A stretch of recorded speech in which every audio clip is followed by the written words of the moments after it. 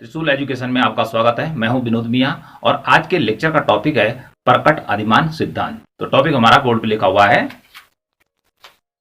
प्रकट अधिमान सिद्धांत, और जिसे इंग्लिश में कहते हैं रिवील्ड प्रीफेंस थ्योरी। और इसी सिद्धांत का दूसरा नाम है आचरणवादी क्रमवाचक उपयोगिता सिद्धांत। इस प्रकार से जो यह प्रकट अधिमान सिद्धांत है, इसका जो विकास किया गया वह अमेरिकन अर्थशास्त्री पॉल ए सैमुअल्सन के द्वारा 1938 में किया गया, और यह भी उपभोक्ता के व्यवहार पर ही आधारित है। तो सिद्धांत को बताने से पहले थोड़ा उपयोगिता या तुष्टि गुण के बारे में जान लेते हैं। तुष्टि गुण के बारे में सबसे पहला जो विचार दिया था वो दिया था मार्शल ने। उस विचार को गणवाचक दृष्टिकोण या कार्डिनल अप्रोच के नाम से जाना जाता है, जिसमें कि मार्शल ने कहा था कि तुष्टि गुण को मापा जा सकता है। जैसे कि किसी व्यक्ति ने 100 रुपए में 1 किलो आम लिया तो उसे कुल तुष्टि गुण जो मिली वह मिली 100 रुपये के बराबर। तो कहने का अर्थ है कि मार्शल के अनुसार तुष्टि गुण को मापा जा सकता है या उसकी गणना की जा सकती है, इसलिए उसके विचार को कहा गया गणवाचक दृष्टिकोण, या इंग्लिश में उसको कहते हैं कार्डिनल अप्रोच। तो जो गणवाचक दृष्टिकोण था उसको आगे चलकर दूसरा जो विचार आया वह है क्रमवाचक दृष्टिकोण, और इंग्लिश में कहते हैं उसको ऑर्डिनल अप्रोच, जो कि एलन और हिक्स के द्वारा दिया गया। इन्होंने क्या कहा कि जो उपयोगिता है उसकी गणना नहीं की जा सकती है, क्योंकि यह एक मनोवैज्ञानिक तथ्य है, इसको केवल महसूस किया जा सकता है। तो जो क्रमवाचक दृष्टिकोण एलन और हिक्स के द्वारा दिया गया, इन्होंने कहा कि हम विभिन्न वस्तुओं को उपयोगिता के क्रम में लगा सकते हैं। उपयोगिता के अनुसार उनकी महत्व को क्रम दे सकते हैं कि कौन वस्तु हमारे लिए सबसे ज्यादा उपयोगी है, उसको हम पहला क्रम देंगे। उसके बाद हमारे लिए उससे कम वाली वस्तु जो होगी उपयोगिता वाली वो दूसरे नंबर पे आएगी, उसके बाद तीसरे नंबर पे आएगी। तो इस प्रकार से हम क्या कर सकते हैं कि विभिन्न वस्तुओं को या उनसे मिलने वाली उपयोगिता को क्रम में रख सकते हैं या उसकी तुलना कर सकते हैं। तो इस प्रकार से ये दो दृष्टिकोण, पहला गणवाचक दृष्टिकोण आया, ठीक है, उपयोगिता या तुष्टि गुण के ऊपर, ये मार्शल का है, और दूसरा आया क्रमवाचक दृष्टिकोण जो कि एलन और हिक्स का है। तो ये जो दो दृष्टिकोण थे उपयोगिता के संबंध में या तुष्टि गुण के संबंध में, इन दोनों का सैमुअल्सन ने अध्ययन किया और उसने पाया कि जो गणवाचक दृष्टिकोण है और जो क्रमवाचक दृष्टिकोण है यह गलत है। उसके बाद उसने अपना एक अलग ही सिद्धांत दिया जिसे हम कहते हैं प्रकट अधिमान सिद्धांत। तो प्रकट अधिमान सिद्धांत किसे कहते हैं?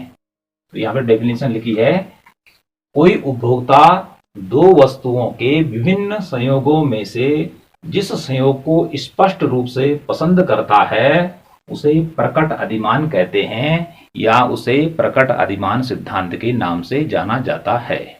तो यहाँ पर सैमुअल्सन ने क्या कहा कि उपभोक्ता जब क्या करता है कि दो वस्तुओं का उपभोग करता है तो उनके विभिन्न कॉम्बिनेशन या संयोग बनते हैं।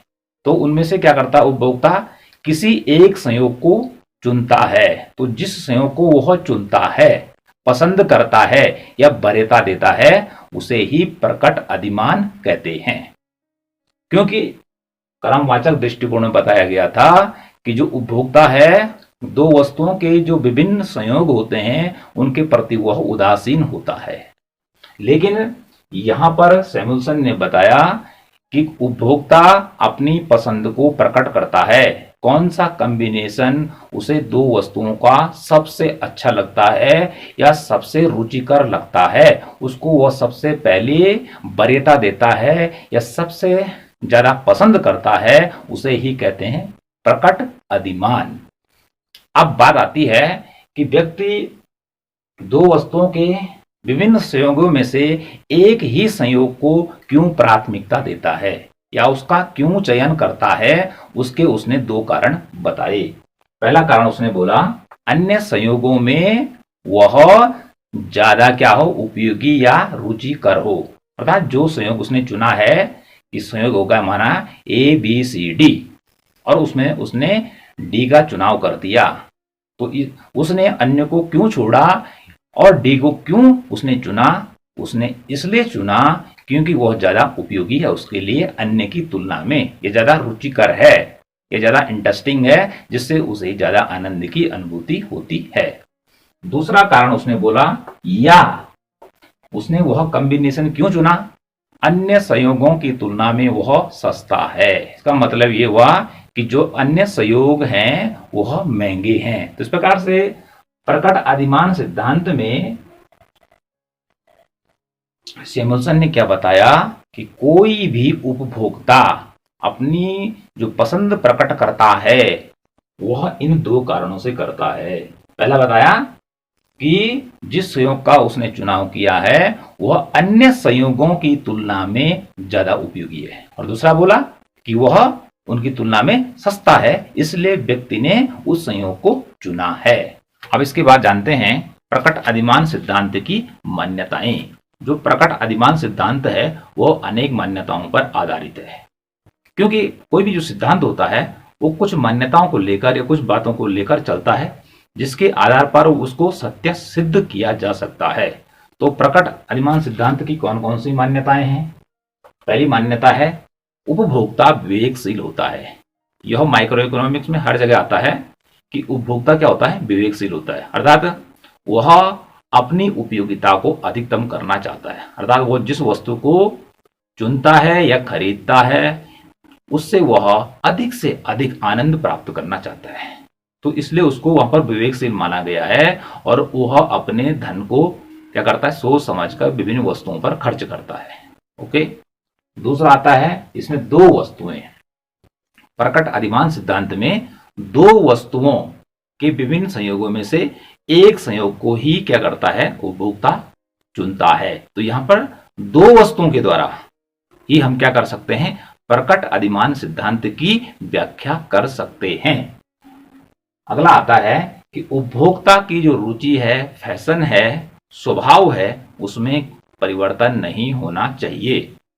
अगला आता है बजट लाइन, अर्थात उपभोक्ता के पास एक निश्चित धनराशि होती है जिसके द्वारा उसको दो वस्तुओं में से किसी कॉम्बिनेशन को चुनना पड़ता है।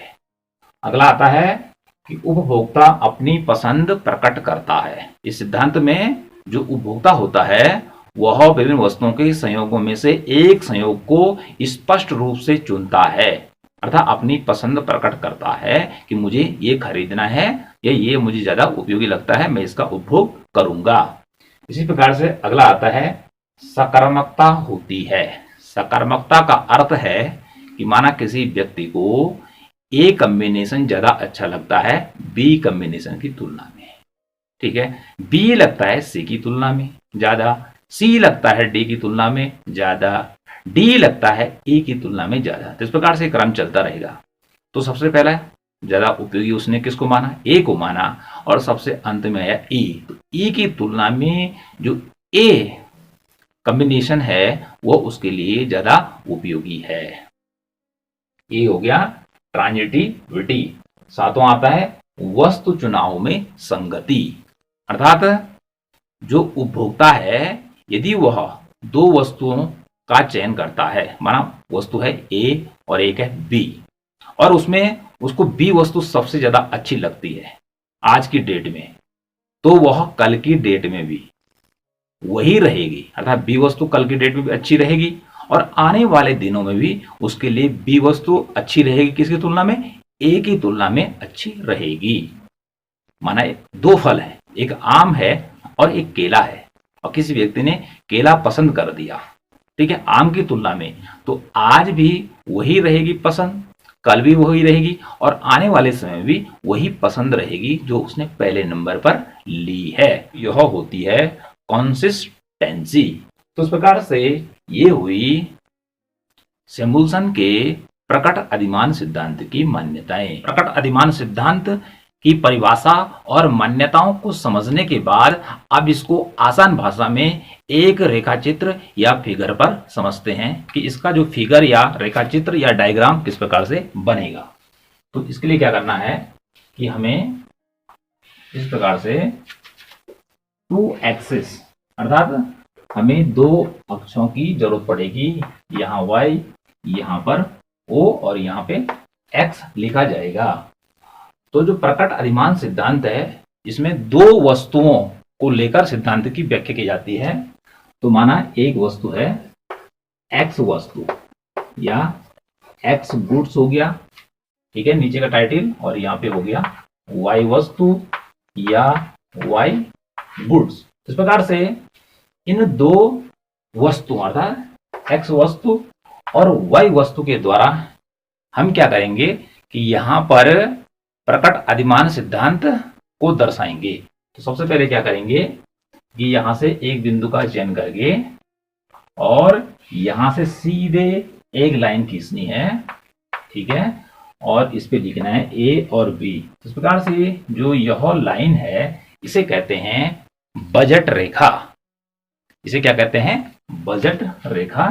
इस लाइन को कहते हैं बजट रेखा या इसको कीमत रेखा भी कहते हैं।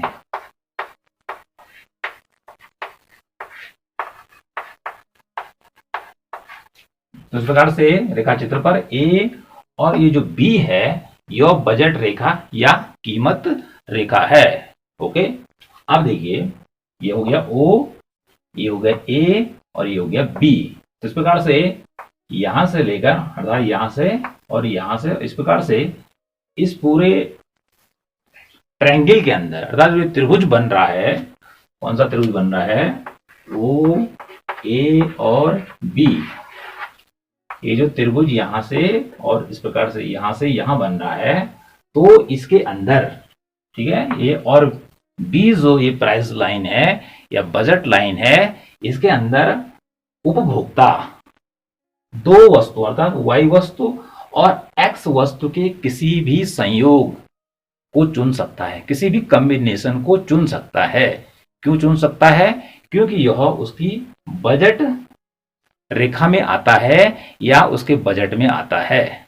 अब यदि देखिए कि बजट रेखा पर बहुत सारे कॉम्बिनेशन बनेंगे, ठीक है, एक कॉम्बिनेशन एक यहां बना, एक यहां पे बना और एक यहां पे बना। ओके, यहां पे बना कॉम्बिनेशन Q, यहां पे बना R और यहां पे बना S। इस प्रकार से इसके सारे जितने अर्थात Q, R, S और भी क्या हो सकते हैं, कॉम्बिनेशन बन सकते हैं, लेकिन कोई उपभोक्ता इस कॉम्बिनेशन को अर्थात जो R वाला कॉम्बिनेशन है इसको चुन लेता है, इसको पसंद कर लेता है, तो इसे ही कहते हैं प्रकट अधिमान। अब उसने इसको क्यों चुना? इसके दो कारण सैमुअल्सन ने बताए हैं। क्या बताए हैं? कि यह जो है यह अन्य अर्थात इस या इस कॉम्बिनेशन की तुलना में ज्यादा उपयोगी है, उसको ज्यादा संतुष्टि देता है, या अन्य कॉम्बिनेशन की तुलना में वो क्या है, सस्ता है। ओके, तो इस प्रकार से इसका वह क्या कर देगा, चुनाव कर देगा। तो यहां इस प्रकार से लाइन क्या कर देते हैं, ड्रॉ कर देते हैं और यहां पे लिख दिया M और यहां पे लिख दिया P। तो इस प्रकार से उसने जो ये R कॉम्बिनेशन चुना, तो ये R पॉइंट ही कहलाएगा आपका प्रकट अधिमान। ठीक है, कि उसने इसको क्यों चुना? क्योंकि यह ज्यादा उपयोगी है उसके लिए, इसकी तुलना में और इसकी तुलना में। ओके, इसके अलावा और भी कॉम्बिनेशन हो सकते हैं, क्योंकि इस त्रिभुज के अंदर वो किसी भी कॉम्बिनेशन को चुन सकता है। कॉम्बिनेशन यहाँ पे भी बन सकता है, ठीक है, यहाँ पे माना Y कॉम्बिनेशन बन रहा है, ठीक है, और थोड़ा यहाँ नीचे लेते हैं और यहाँ पे Z कॉम्बिनेशन बन रहा है। हो सकता है कि यहाँ पे W कॉम्बिनेशन बन रहा है, तो इन कॉम्बिनेशनों को भी वह चुन सकता है। लेकिन होगा क्या कि मानवाद एक कॉम्बिनेशन यहाँ पर है और यहाँ पे देखिए, ठीक है, तो उसकी बजट रेखा तो यहाँ है, ठीक है, और यहाँ पर जो कॉम्बिनेशन बन रहा है Y वाला यहाँ पर, तो यहाँ पर उसे X और Y वस्तु की कम मात्रा प्राप्त हो रही है, तो वो इसका सिलेक्शन नहीं करेगा, इसका भी नहीं करेगा। अर्थात कुल मिलाकर A, B और C के अंदर जो W है, चाहे Z है, चाहे Y है, इस कॉम्बिनेशन का वह कभी भी चुनाव नहीं करेगा। ठीक है, अपनी पसंद में उसको नहीं खरीदेगा, क्योंकि वह आर की तुलना में सस्ता है। तो जो सस्ती चीज है वो, अर्थात आर की तुलना में वाई क्या है, सस्ता है। तो सस्ता होने का अर्थ है कि उपभोक्ता की दृष्टि में जो वाई कॉम्बिनेशन यहाँ पे बन रहा है वह निम्न कोटि का है, इंफीरियर है। ओके, तो इसलिए वह इसका चुनाव नहीं करेगा और आर का चुनाव करेगा। यह इसकी तुलना में सुपीरियर है, सर्वश्रेष्ठ है। इस प्रकार से जो ये आर बिंदु है यही कहलाएगा आपका प्रकट अधिमान, जहां पर उपभोक्ता विभिन्न कॉम्बिनेशनों में से एक कॉम्बिनेशन को चुनता है। इसको क्या कहते हैं, रिवील्ड प्रीफरेंस। इसी को उसने क्या किया है, प्रीफरेंस दिया है। इस प्रकार से अगला आता है कि कुछ कॉम्बिनेशन क्या हो सकते हैं कि इस रेखा के अर्थात बजट रेखा के बाहर भी हो सकते हैं। वो कैसे हो सकते हैं, कौन कौन से, माना एक डी हो सकता है, ठीक है, एक इसी प्रकार से ई हो सकता है। तो इन कॉम्बिनेशनों को ई है और चाहे डी है, इसको वह नहीं खरीद सकता है। अब क्यों नहीं खरीद सकता है, क्योंकि बजट लाइन पीछे है, ए और बी उसकी बजट लाइन है। तो ए वाला कॉम्बिनेशन और ए वाला जो कॉम्बिनेशन है वह उसके बजट से बाहर है। माना कि बजट रेखा पर उसके पास है 100 रुपए उपलब्ध, वह कॉम्बिनेशन 200 का है, ठीक है, या वो बजट रेखा क्या है, 200 की है। तो ऐसे में वो इनको परचेज नहीं कर पाएगा। इसी के साथ आता है कि यह सस्ता है, ठीक है, तो यह उसके लिए जब हो जाएगा हीन, इसी बिंदु पर उसने इसका चुनाव नहीं किया था, एस कॉम्बिनेशन का या क्यू कॉम्बिनेशन का चुनाव नहीं किया, तो यह भी उसके लिए हीन या तुच्छ संयोग होगा। ठीक है, उसके लिए तुच्छ या हीन होगा, या उसकी दृष्टि से यह निम्न कोटि का होगा। कि यदि यह सस्ता है और यह महंगा है, ठीक है, तो यहां पर सस्ते की तुलना में यदि वो महंगे का चुनाव कर रहा है, आर का चुनाव कर रहा है, तो इसे कहते हैं स्ट्रॉन्ग, STRONG, एक्जिम्स, AXIOM। इसको स्ट्रॉन्ग एक्जिम के नाम से जाना जाता है। अब अगला आता है, स्ट्रॉन्ग के बाद एक आता है दूसरा वीक एक्जियम्स, AXIOM। अब देखिए उसने इसी रेखा पर आर का चुनाव किया है और उसने एस को छोड़ दिया और क्यू को भी छोड़ दिया। तो इस प्रकार से ये हो जाएगा वीक एक्जियम। तो इस प्रकार से दो प्रकार के एक्जियम हो गए। उसने सस्ता त्यागा और महंगा पकड़ा, तो जो महंगा है वो हो जाएगा स्ट्रॉन्ग एक्जियम सस्ते की तुलना में। और इसी बिंदु पर जैसे क्यू है और एस है, ये वीक एक्जियम है, अर्थात निम्न कोटि के हैं, क्योंकि उसने इनको छोड़ दिया है। तो इस प्रकार से दो एक्जियम हो गए। तो इस प्रकार से ये हुआ प्रकट अधिमान सिद्धांत का रेखा चित्र द्वारा प्रदर्शन।